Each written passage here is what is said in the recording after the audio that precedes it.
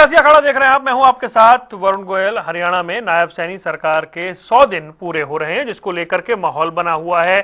सरकार का हर मंत्री ये सामने आकर कह रहा है कि 100 दिन में अभूतपूर्व काम किए हैं, आगे और काम होने हैं। मुख्यमंत्री ने तो ये तक कहा है कि ये जो 5 साल का जो टेन्योर है, इसमें 2 लाख रोजगार सरकार देगी, ये दावा उन्होंने किया है। 100 दिन को लेकर विपक्ष लगातार सरकार से सवाल पूछ रहा है, सरकार पर उंगली उठा रहा है, कह रहा है कि आपने जो वादे किए थे वो पूरे नहीं हुए। शुरुआती 100 दिन सरकार बता रही है कामयाबी के, विपक्ष कह रहा है कि इन 100 दिन में कुछ नहीं हुआ। जबकि विपक्ष के कुछ नेता तो ये भी कह रहे हैं कि सरकार के इन 100 दिन को नहीं, पूरे 10 साल के पीछे से इसकी गिनती होनी चाहिए और ये देखना चाहिए कि इन्होंने अब तक क्या किया है। फिलहाल 100 दिन को लेकर के सरकार इस सफलता की बात कर रही है तो विपक्ष असफलता की। चर्चा करेंगे, रिपोर्ट देखिए।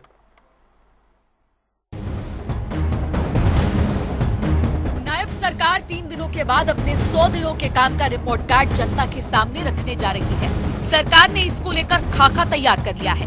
नायब सरकार 2.0 के मंत्री जनता के सामने अपनी उपलब्धियों को गिनाने में जुटे हुए हैं, तो वहीं विपक्ष सरकार के 100 दिनों को विफल साबित बता रहा है और तंज पर तंज कस रहा है। बयान आए अपने अपने डिपार्टमेंट के अंदर, उन्होंने बहुत सारी कमियां निकाली है और ये कहा कि हम इनको बहुत ज्यादा गति देंगे। तो इसका मतलब 10 वर्ष में टोटल फेलियर थे लोग, इसीलिए इस सरकार को बदलना चाहते थे। ये तो हुड्डा की मेहरबानी थी कि सत्ता में आ गए, लोगों ने तो सत्ता से बाहर कर दिया था। और आज भी जो सरकार चल रही है वो कांग्रेस की मेहरबानी से चल रही है, क्योंकि कांग्रेस जो है मुख्य विपक्ष है और मुख्य विपक्ष सोया हुआ है। कोई भी सरकार की कमियां और खामियां हैं उसको उजागर करने की बजाय आज भी एक दूसरे की टांग खींचने में लगे हुए। बड़ी हैरानी की बात है, विपक्ष का काम जो है सरकार की कमियां और खामियों को उजागर करना है। भाजपा सरकार को हरियाणा पेपर लीक सेंटर खोलने के लिए दिल से बधाई। हर परीक्षा को मजाक बनाने और मेहनती युवाओं का भविष्य बर्बाद करने में इस सरकार ने वाकई नए कीर्तिमान स्थापित किए हैं। पारदर्शिता का ढोंग और युवाओं के सपनों को चूर चूर करने की ऐसी मिसाल शायद ही कहीं और देखने को मिले। हरियाणा अब अपनी मेहनत के लिए नहीं बल्कि पेपर लीक प्रदेश के नाम से पहचाना जा रहा है।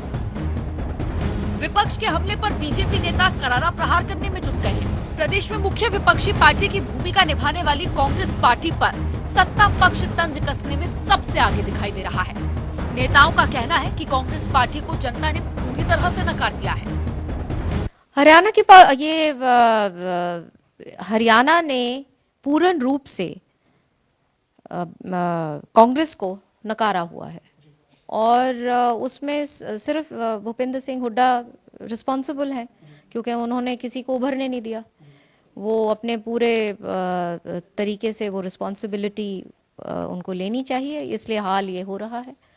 और मेरे को तो उनके लिए दुख भी हो रहा है कि वो नेता प्रतिपक्ष भी नहीं आज के दिन बन पा रहे।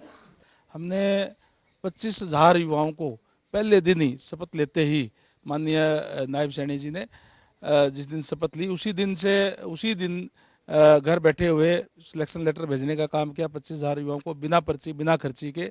तो पहले दिन से ही सरकार अपने निरंतर कार्य जो है कर रही है। कांग्रेस बेचारी सदमे में है और कांग्रेस अलग अलग गुटों में बटी हुई है, एक दूसरे पे आरोप लगा रहे हैं, उसी में उनको फुर्सत नहीं है। उनको पता ही नहीं है कि सरकार क्या कर रही है, ना ही उनका इस बात पे ध्यान है। ये दुर्भाग्य है।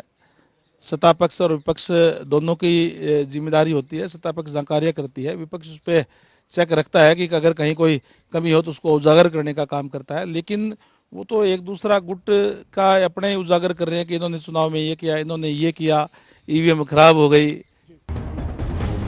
एक तरफ जहां सरकार अपने 100 दिनों के कामकाज का गुणगान गा रही है, तो वहीं दूसरी ओर विपक्ष तंज से प्रहार करने में जुटा हुआ है। अब बस इंतजार है 27 जनवरी का, जब सरकार अपना रिपोर्ट कार्ड खोलेगी।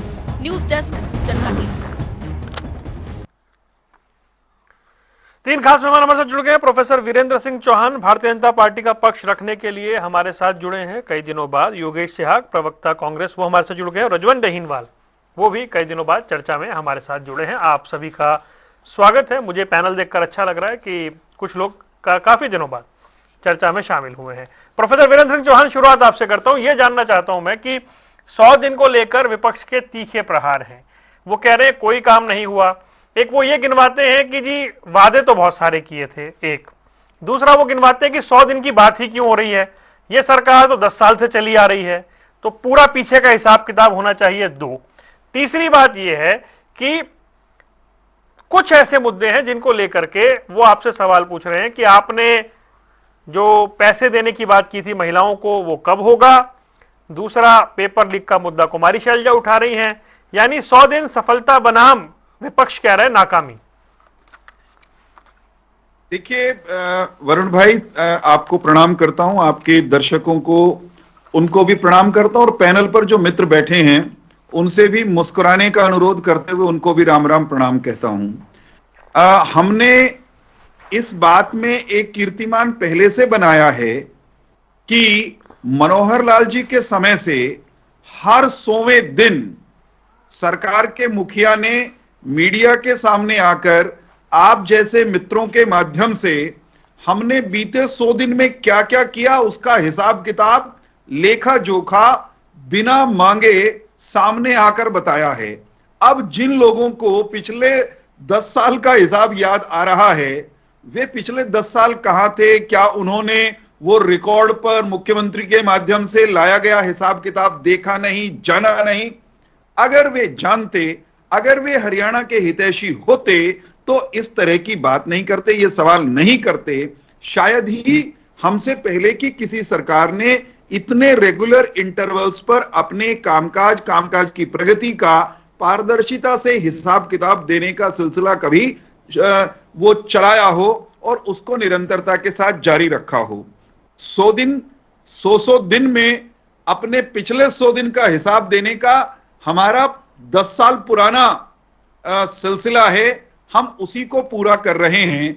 और हमने बढ़िया काम किया था, कायदे से जनता के सामने उसका हिसाब दिया था, तभी ये तीसरी बार की नॉनस्टॉप हरियाणा की सरकार बनी है। विपक्ष पहले भी झूठी रुदाली करता था, गलत सलत बातें करता था, दुष्प्रचार करता था, आज भी कर रहा है। और मैं प्रमाण के साथ कहता हूं, आपको कांग्रेस के प्रवक्ता पैनल पर बैठे हैं, आपको साक्षी मानकर मैं उन्हें याद कराना चाहता हूं उनके नेता भूपेंद्र सिंह हुड्डा जी का पुराना बयान। जब सरकार 5 साल की हुई थी तब भी वो कहते एक ईंट को नहीं लागी।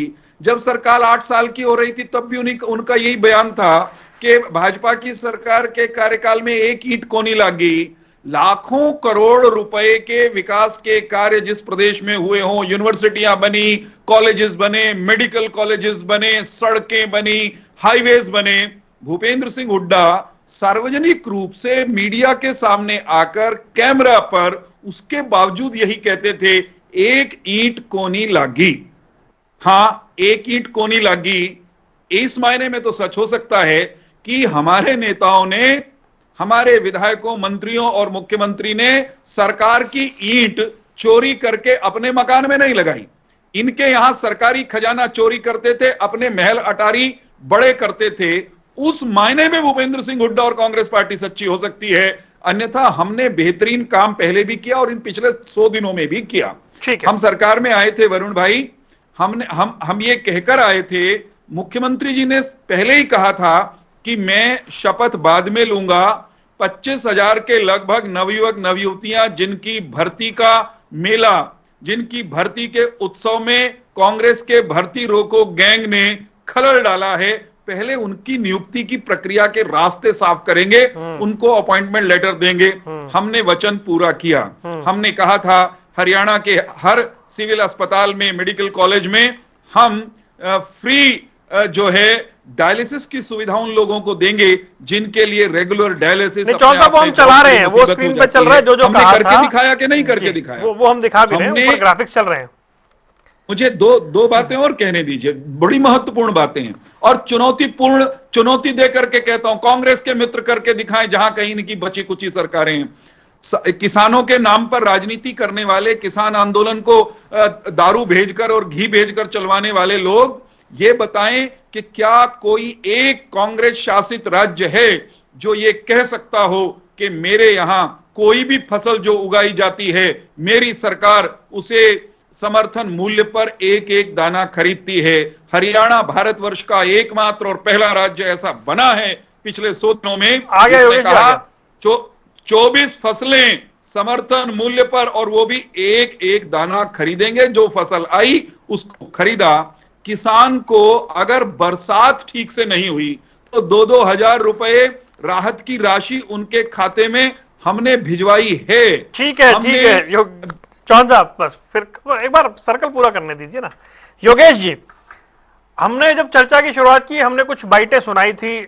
अभय चौटाला ये कह रहे थे कि ये तो हुड्डा की मेहरबानी से बीजेपी आ गई, वरना ये जा रहे थे। रणबीर गंगवा मंत्री हैं, वो ये कह रहे थे कि भाई विपक्ष जो है ऐसा बिखरा हुआ है और ये प्रदेश का दुर्भाग्य है कि उनका ऐसा विपक्ष है। इन सब बातों के बीच में सरकार तीसरी बार अपने 100 दिन, तीसरे कार्यकाल में 100 दिन पूरे कर रही है और ये बता रही है कि उसने 100 दिन में अभूतपूर्व काम किए हैं। देखिए वरुण जी, नमस्कार। नमस्कार। और सभी जनता टीवी के दर्शकों को आपके माध्यम से नमस्कार, राम राम। सब प्रवक्ता पैनलिस्ट को भी राम राम। देखिए, एक मैं रिक्वेस्ट करूंगा अपनी चर्चा शुरू करने से पहले, ये प्रोफेसर वीरेंद्र चौहान जी से निवेदन करूंगा कि वो बीच में इंटरप्ट ना करे, कि एक अच्छे प्रवक्ता की एक अपना वो दे मैसेज। आपकी बारी, हमने भी उनकी बातों को बड़े ध्यान से सुना है क्योंकि इनकी आदत है। देखिए, आप अपने ये जो व्यक्तिगत बात कर रहे हैं अपनी बारी में सर अपना विषय पर नहीं रहेंगे। योगेश भाई आप बोलिए, ज्यादा ज्ञानवान मत बनिए। मैं आपके पास आया हूं, आप बोलिए। गगरी छलकत जाए ओछे लोग इस तरह की बात किया करते हैं। रुकिए, अपनी पार्टी की बात रखो, ज्ञान दे रहे हो बिना मतलब। मैंने जो सवाल पूछा उस पे जी सवाल का जवाब दो। देखिए वरुण जी, सबसे स्पष्ट बिल्कुल मैंने ये बाइट सुनी और अभय चौटाला जी का दर्द भी सुना। एक बात क्लियर होके आती है कि सभी के, बेशक से आज तीसरी बार भाजपा सत्तासीन हो गई, लेकिन सभी को मैं समझता हूं कि हुड्डा साहब का आज भी फोबिया सिर चढ़कर बोल रहा है और उन्हें खुद को, भाजपा को भी नहीं लग रहा कि आज आपकी अपनी सरकार है।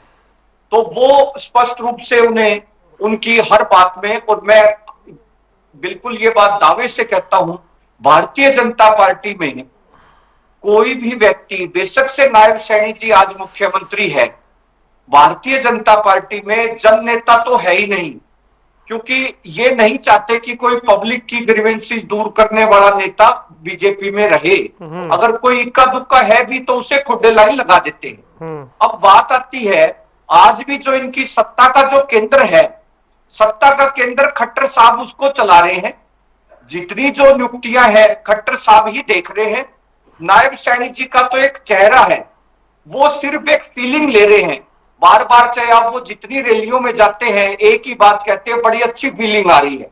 और मैं भगवान से भी यही कामना करता हूं उन्हें इस तरह की फीलिंग से अगर वो संतुष्ट है तो वो खुश रहे, लेकिन हरियाणा की जनता की फीलिंग की भी परवाह करें। अब मैं बात आती है 100 दिन के कार्यकाल की। वरुण जी, बिल्कुल प्रदेश की जनता ने एक उम्मीद के साथ भारतीय जनता पार्टी को तीसरी बार सत्ता दी। सबसे अहम बात जो है, देखिए इनकी जो सरकार, जैसे अभी भी इन्होंने बात रखी, पर्ची खर्ची का एक इनका बड़ा अहम नारा था और वो आप देख चुके हैं। जो संवैधानिक पद पे इनकी महिला आयोग की चेयरमैन किस तरह से सरेआम रिश्वत लेते हुए पकड़ी गई और आज वो जेल की सलाखों के पीछे है। और आप देखिए, जब विपक्ष का ही दबाव पड़ा तो उन्हें पद से हटाया गया नहीं, 1 महीने तक इन्होंने हटाया नहीं उन्हें। और एक इनके नेता है जो नौकरी देने के नाम पे किस तरह से इनके प्रदेश अध्यक्ष नौकरी देने का झांसा देकर उन्होंने किस तरह से जो आधी अधूरी अज्ञानतापूर्ण बातों के आधार पर आरोप लगाओगे तो कुछ भी नहीं कह पाओगे। आपको मालूम है क्या कोई जांच पूरी हो गई क्या? कोई जांच पूरी हुई है क्या? या कुछ और? जो सवाल पूछा उसका जवाब देने के अलावा अनाप शनाप भी बोलोगे क्या? जो सवाल पूछा उसका जवाब दे दिया आपने क्या? जो सवाल पूछा उसका जवाब दे दिया क्या? सवाल जो पूछा, क्या ये सवाल पूछा गया था? जो सवाल पूछा गया उसका जवाब देने में रुचि नहीं है या जवाब है नहीं आपके पास? कांग्रेस के प्रवक्ता को ये बताना चाहिए कि उनसे जो सवाल पूछा गया उसका जवाब है क्या उनके पास? नौकरी लगवाऊंगा मैं तुम्हें, और जब उस महिला को नौकरी भी नहीं दी मैं वरुण भाई, मजबूर हो क्या ये सड़कों पे आना व्यक्ति पड़ा। क्या रुकिए, क्या आपको मौका नहीं देता। वरुण रुकिए, भाई, रुकिए, क्या प्रवक्ता हो। आपकी आज की रुकिए, चर्चा रुकिए, का विषय रुकिए। ये है या क्या आपको एक ये मिनट, प्रश्न योगेश भाई, रोक रहे हैं? अरे रुकिए ना, रुकिए भाई, मैं सबको रोक रहा हूँ, रुकिए। प्रवक्ता के पास इस बात रुकिए, का प्रमाण है जो ये आप बोल रहे एक हैं? सेकंड रुक जाइए, एक सेकंड रुक नहीं, रोकना जाइए। पड़ेगा इनको, आपको नहीं, ये तो नहीं, अरे इनके रुकिए पास- भाई, रुकिए, इनके रुकिए। पास कहने को कुछ है नहीं। रुकिए, रुक जाइए एक मिनट प्लीज, मुझे बोलने दीजिए। जब आज हम बात कर रहे हैं 100 दिनों की, आपने कहा हमने काम किया, आप कह रहे हैं इन्होंने कुछ नहीं किया। इस बीच मूल प्रश्न यह है कि जो विपक्ष के दूसरे नेता हैं वो भी यही सवाल उठा रहे हैं, जैसे अभय चौटाला की बात हम कर रहे थे। आप कह रहे हैं भूपेंद्र सिंह हुड्डा का फोबिया अभी भी है। सवाल यह है कि यह सरकार 100 दिन में कामयाब नहीं हुई है, जैसा आप कह रहे हैं। एक नेता प्रतिपक्ष होता तो शायद सरकार को अच्छे से घेर पाता। देखिए, बिल्कुल आज हमारा एक हर कार्यकर्ता सरकार को घेरे हुए, तभी तो इन्हें बीच बीच में इंटरप्ट करना पड़ रहा है। हम भी तो आराम से सुनते हैं इनकी बात। फिर बात आती है, दूसरी बात आती है कि भर्ती रोको गैंग की। अब आप देखिए, 100 दिन से ये सरकार सत्ता में है और इन्होंने 10 विश्वविद्यालय है, यूनिवर्सिटीज में भर्ती रोकी हुई है। वो भारतीय जनता पार्टी की सरकार ने रोकी हुई है। तो भर्ती रोको गैंग भाजपा है या कांग्रेस है? जवाब दीजिए। सभी यूनिवर्सिटीज में इन्होंने नहीं, ये तो कह रहे 24,000 नौकरी लगा दी, मुख्यमंत्री कह रहे 5 साल में 2 लाख लोगों को रोजगार देंगे। वो लेटर दिखा रहा हूं वरुण जी, मैं कभी कच्ची बात नहीं करता। मैंने पहले भी आपको दिखाए थे, वो लेटर भेजे थे। डायरेक्टर हायर एजुकेशन ने सभी वाइस चांसलर को चिट्ठी लिखी हुई है कि आप कोई भी यूनिवर्सिटीज में नई भर्ती ना नॉन टीचिंग की ना टीचिंग की करोगे। और उसका भी विवाद बताता हूं क्या है। वो विवाद भी मैं जवाब देता हूं। वो खर्ची का ही विवाद है वरुण भाई। वो खर्ची क्या है? वाइस चांसलर और सरकार में ठनी हुई है। वरुण भाई, वाइस बेतुकी चांसलर तो बातें कह रहे हैं हैं, बातें, मूल प्रश्न का उत्तर इन्होंने देना नहीं। वो लेटर मैं दिखा सकता हूं। मैं अभी डिबेट चलिए, मुझे रजवंत के पास जाना है कि 17 मिनट हो गए, मैं उनके पास नहीं गया, मैं फिर आता हूं ना दोबारा। रजवंत दहीनवाल, बिल्कुल, वो को gang Bharatiya Janata party clear सरकार के 100 दिन सरकार उपलब्धियां गिनवा रही है, भर्ती रोकी हुई है। विपक्ष कह रहा है सरकार ने कुछ नहीं किया। लेकिन अभय चौटाला ये कहें कि ये जो कुछ हो रहा है इस समय, ये भूपेंद्र सिंह हुड्डा की मेहरबानी से हो रहा है, ये तो बीत गई ना बात, अब तो पानी बह गया। देखिए वरुण भाई, सबसे पहले तो सभी साथियों को नमस्कार और आपको भी नमस्कार। काफी दिनों बाद मिले हैं, क्योंकि हमारी भी एक इच्छा यही थी कि सरकार के कम से कम, अगर जनता ने कोई सरकार को चुना है, किसी की मेहरबानी से चुना है, तो उसका कम से कम इतना तो इंतजार किए कि उसको कुछ कहने सुनने लायक हो जाए। आज ये बार बार 100 दिन की बात कर रहे हैं, तो पहले 100 दिन की नहीं है, इनसे अगर पिछले 10 साल का भी हिसाब लिया जाए तो वो भी एक बात आती है। क्योंकि 100 दिन पहले भी इनकी सरकार थी, 10 साल तक इनकी सरकार थी। इन्होंने पहले कुछ किया होता तो आप कुछ बताते। अब बात आती है, जैसे बार बार ये ढिंडोरा पीटते हैं बेरोजगारी का, भ्रष्टाचारी का, कि हमने भ्रष्टाचार मुक्त शासन दिया है, हमने यहाँ पर रोजगार देने का काम किया है।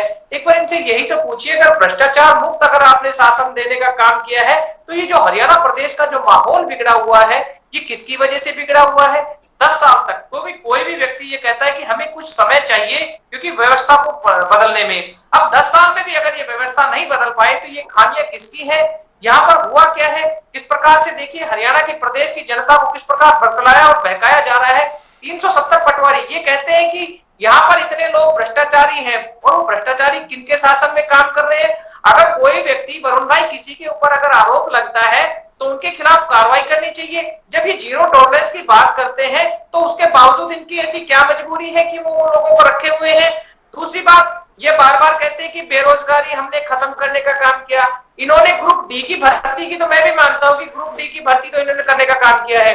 एक बार चौहान साहब बता के जाए, चौहान साहब, ये जो कॉलेज कैडर की जो भर्तियां थी वो क्यों रुकी हुई है?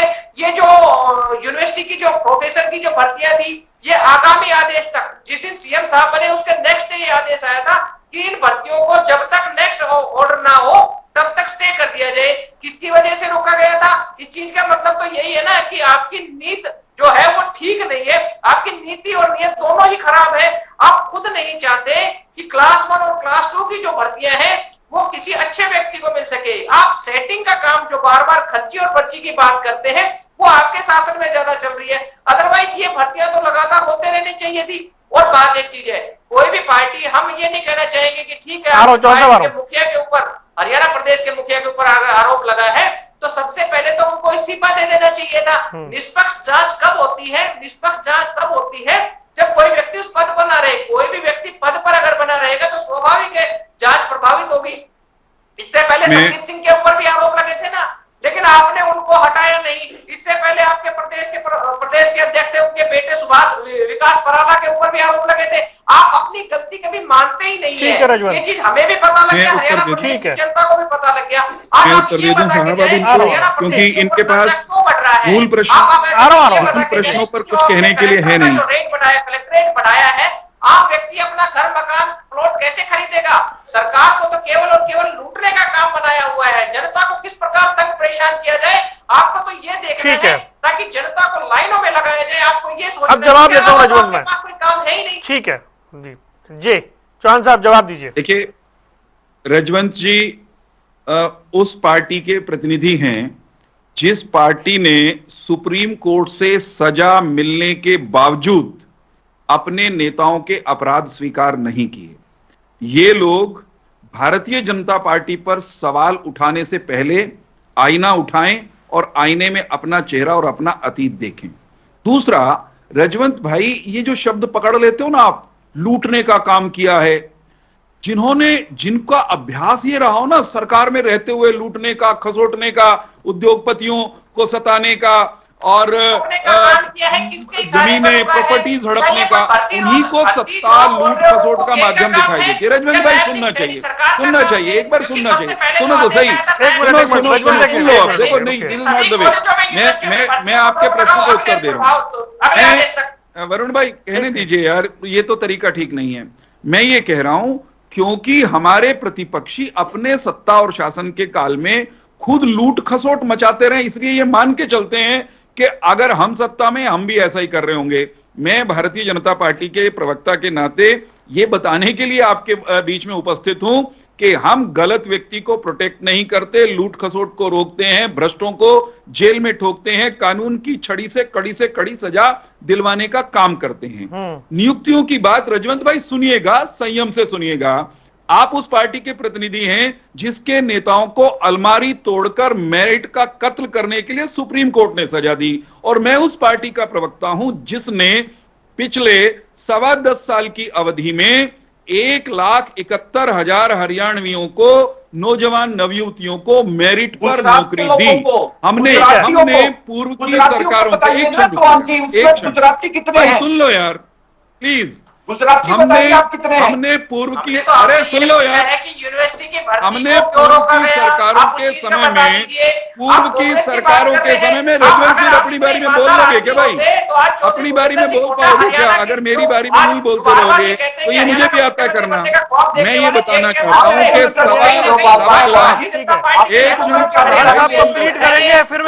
अच्छा लगेगा, आपकी बात भी जाएगी और मेरी बात भी चली जाएगी। देखिए 1.25 लाख हरियाणा के नौजवान नवयुवतियां जो ठेकेदारों के माध्यम से नियुक्त हुए थे या HKRN में थे, जिनको 5 वर्ष से अधिक का समय काम करते हुए हो गया था, ऐसे लोगों की नौकरी आपको सबको पता है एकदम कच्ची थी, किसी भी क्षण उनको घर भेजा जा सकता था। उनके सिर पर अनिश्चितता की जो तलवार लटक रही थी, हमने कानून बनाकर सेवानिवृत्ति तक उनको नौकरी करने का अधिकार दिया। इसे कहते हैं हरियाणा के नौजवानों के भविष्य को सुरक्षित करना।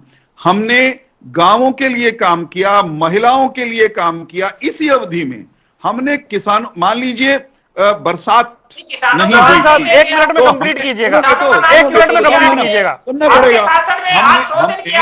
अगर बरसात नहीं हुई थी, अगर बरसात नहीं हुई,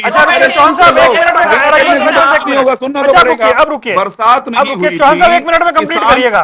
वरुण भाई प्लीज, वरुण भाई, किस बरसात नहीं हुई थी, बरसात कम हुई थी, हरियाणा का किसान परेशानी में था। हमने 2,000 रुपए प्रति एकड़ किसानों के खाते में 950 करोड़ से ज्यादा हमने किसानों के खाते में ऑलरेडी भेज दिए हैं। कुछ लोगों के अभी बचे हुए वो भी चले जाएंगे। इन 100 दिनों में हमने समाधान शिविर लगा करके अर्बन लोकल बॉडीज में हमने 96,000 से अधिक लोगों की शिकायतें सुनी, 75,000 से अधिक हरियाणवियों की शिकायतों का हमने निस्तारण कर दिया। हमने इस अवधि में 1,85,000 लखपति दीदी, ये लक्ष्य 5 लाख का था, हमने हासिल किया है। हमने इसी अवधि में करनाल में महाराणा प्रताप बागवानी विश्वविद्यालय जो 700 करोड़ की लागत से बनने वाला है, उसका शिलान्यास करके उस काम को आगे बढ़ाने का काम किया। और सबसे बड़ा काम तो यही है, मैं फिर से दोहराता हूं, 24 फसलें समर्थन मूल्य पर एक दाना खरीदने की योगेश भाई गारंटी योगेश भाई की बारी है। जी क्या आज तक कहीं कोई दे रहे हैं क्या? बात करें कांग्रेस के लोग, सत्ता में ये भी है, सत्ता में ये भी है। ठीक है, रुकिए योगेश भाई रुकिए योगेश भाई, जब से 100 दिनों के दौरान जीरी की फसल आई थी और आपने देखा होगा जीरी की फसल का मुख्यमंत्री नायब सैनी जी ने इनके प्रश्न का उत्तर हो जाएगा, वो छूट रहा था। ये योगेश सिहाग फिर जवाब दे देंगे, इनको आनंद आएगा जवाब देने। योगेश सिहाग एक सेकंड रुक जाओ, एक आपका सवाल है, उसका उत्तर फिर आप बोल। योगेश सिहाग कहते हैं, वरुण भाई, योगेश सिहाग ये कहते हैं कि भूपेंद्र सिंह हुड्डा का फोबिया, योगेश सुनो जरा, योगेश सुन लो मेरे मित्र, सुनो। आप कहते हो भूपेंद्र सिंह हुड्डा का फोबिया वो सब पे सवार है, वो अभय सिंह पे भी है और भाजपा पे भी है। हाँ भाई साहब, फोबिया कहते हैं भय। भूपेंद्र सिंह हुड्डा और कांग्रेस के भय ने हमें सत्ता में तीसरी बार हरियाणा में आने में मदद की। हरियाणा के लोग डरे हुए थे कि ये लुटेरे आ गए तो हरियाणा का बुरा हाल कर देंगे। हरियाणा के लोग डरे हुए थे कि ये अपने घर भरने में लग जाएंगे। हरियाणा के लोग बहुत डरे हुए थे कि ये जातिवादी लोग फिर से सत्ता में आ गए तो हरियाणा की दुर्गति करेंगे। साहब फोबिया था, कांग्रेस का फोबिया है। कांग्रेस से हरियाणा के लोग डरते हैं, कांग्रेस की करतूतों से, कांग्रेस की करतूतों से हरियाणा के लोग डरते हैं। योगेश सिहाग खुद भी समझ लो और अपने नेताओं को भी बता दो। चलिए जीरी पे कुछ कह रहे हो, दूर करोगे तो शायद हरियाणा के लोग सुन ले तुम्हारी। पूरे हरियाणा में कहीं भी जीरी के एमएसपी पे खरीद नहीं हुई और इस बात का हर व्यक्ति हरियाणा में नहीं रहते, लंदन में रहते हो क्या? मेरी खुद की चीज तो आम आदमी की, आम किसान की कहां खरीदी गई है। और मैं दूसरा बता दूं, जो जीरी का भाव एमएसपी, ये 24 फसलों की बात करते हैं। आप कानून की इतनी समझ तो होनी चाहिए, राज्य सरकार के अधिकार क्षेत्र में एमएसपी की गारंटी देना नहीं आता। अगर आप एमएसपी की गारंटी देना चाहते हो तो केंद्र सरकार को क्यों तकलीफ है? आप क्यों नहीं दबाव बना सकते? मैं समझता हूं नायब सैनी जी नहीं बोल सकते मोदी जी के सामने, खरीद रहे हैं, हम तो खरीद रहे हैं योगेश सिंह सिहाग, हम तो खरीद रहे हैं। लेकिन इतना तुम गारंटी की रट लगाए रहो, हमने खरीद के दिखा दी। कम से कम ये गारंटी की रुदाली करते रहे, हमने खरीदनी शुरू कर दी। यही तो फर्क है हम में और कांग्रेस में, यही तो फर्क है हम में और हमारे विरोधियों में। ये गारंटी की मांग पर रुदाली करते रह गए, हमने 24 फसलें खरीदनी शुरू कर दी। Here is the difference, ये अंतर है। चलिए ठीक है, रजवंत भाई मेरे, मैं रजवंत के पास जा रहा हूँ, रुकिए। पीएन लगाना चाहते हो पढ़े लिखे नौजवानों को, पीएचडी करे हुए नौजवानों को आपने पीएन की नौकरी दी है। आप नहीं चाहते ग्रुप ए और डी की नौकरियां करना, तो आपने क्यों? मुझे बताइए, आप 100 दिनों में आपको सरकार को घेरना है, आप लोगों को भूपेंद्र सिंह हुड्डा का फोबिया क्यों है? आप क्यों बार बार उनका नाम लेते हो? हमें भूपेंद्र सिंह हुड्डा का कोई फोबिया नहीं है, लेकिन हरियाणा की जनता को बहकाने और बरगलाने का काम चौधरी भूपेंद्र सिंह हुड्डा करते हैं। आज हालात प्रदेश के ये बने हुए हैं, जो व्यक्ति जो मजबूत विपक्ष अपने आप को होने का दावा करते हैं, आज उन्होंने नेता प्रतिपक्ष तक नहीं चुना है। अगर कोई भी मान के चलिए वरुण भाई, वो कह रहे हैं दिल्ली चुनाव में व्यस्त है सब। जनता की अगर आवाज उठाना है तो जरूरी नहीं सत्ता में होना जरूरी है, उसके लिए विपक्ष का भी होना बहुत मजबूत होना बहुत ज्यादा जरूरी है। आज वो विपक्ष का नेता तक अगर नहीं चुन पाए तो क्या आपको नहीं लग रहा कि क्या चल रहा है हरियाणा में? वो कह रहे हैं दिल्ली चुनाव के बाद हो जाएगा। इसका मतलब तो यही है कि चौधरी भूपेंद्र सिंह हुड्डा कहीं ना कहीं भारतीय जनता पार्टी को प्रोटेक्ट करने का काम कर रहे हैं। 6 महीने में क्यों चुना था कर्नाटक में नेता विपक्ष? जवाब दीजिए, 6 महीने में चुना था। भारतीय जनता पार्टी एक दूसरे के पूरक बने, एक सिक्के के दो पहलू। अच्छा ठीक है, रजवंत एक सवाल है। आपने देखा होगा कि उनका शेर व शायरी के अलावा और कोई काम नहीं था। नहीं, इस बार भी यही था, भाई जनता के मुद्दे तो होते ही नहीं वहां। वो ये अभी योगेश भाई कह रहे हैं कि भाजपा ने कर्नाटक में नेता विपक्ष चुनने में 6 महीने लगा दिए थे। आपको लग रहा है कांग्रेस उससे पहले बना लेगी? नहीं, एक चीज है, बात कांग्रेस की नहीं है, यहाँ पर तो सिर्फ एक बात आती है कि कांग्रेस भारतीय जनता पार्टी के अनुसार काम करेगी क्या? अगर आपका नेता प्रतिपक्ष बनाना है तो आप कल ही बना दो ना, क्या दिक्कत है उसमें? अब अगला सत्र आएगा, विधानसभा सत्र आएगा, जनता के मुद्दे कौन उठाएगा? चुनना तो पड़ेगा ना इनको। नहीं, वो कहते हैं हमारे 37 के 37 विधायक नेता प्रतिपक्ष हैं। नहीं, जैसे इनका सुझाव देना चाहता हूं, अगर कांग्रेस के पास अगर कांग्रेस के पास नेता नेता ना हो, मेरी आपसे रिक्वेस्ट है, पास भी 2 विधायक हैं, लोकदल वाले उधार दे दें उनको।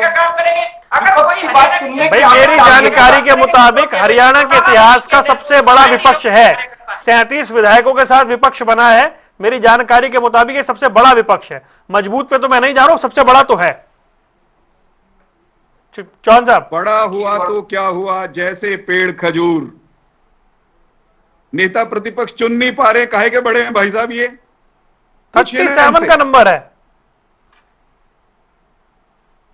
देखिए वरुण जी, आज हमारी पार्टी के 37 विधायक जनता के बीच में मजबूती से आवाज उठा रहे हैं जी। और मैं देखिए आज ये एक्सपोज हो गया इनका 100 दिन का कार्यकाल कि भर्ती रोको गैंग का जो इन्होंने झूठा प्रचार किया था वो भाजपा निकली।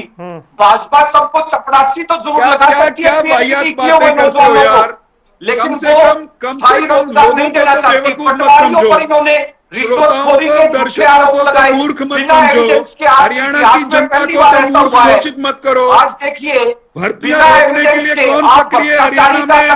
योगेश सिंह हरियाणा जानता है भाई, पूरे हरियाणा को मालूम है हरियाणा में भर्तियां रोकने वाले कौन है। यही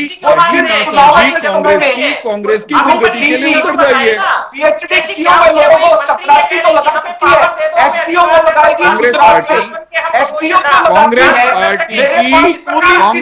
पार्टी हरियाणा की जनता की नब्ज से बहुत दूर है।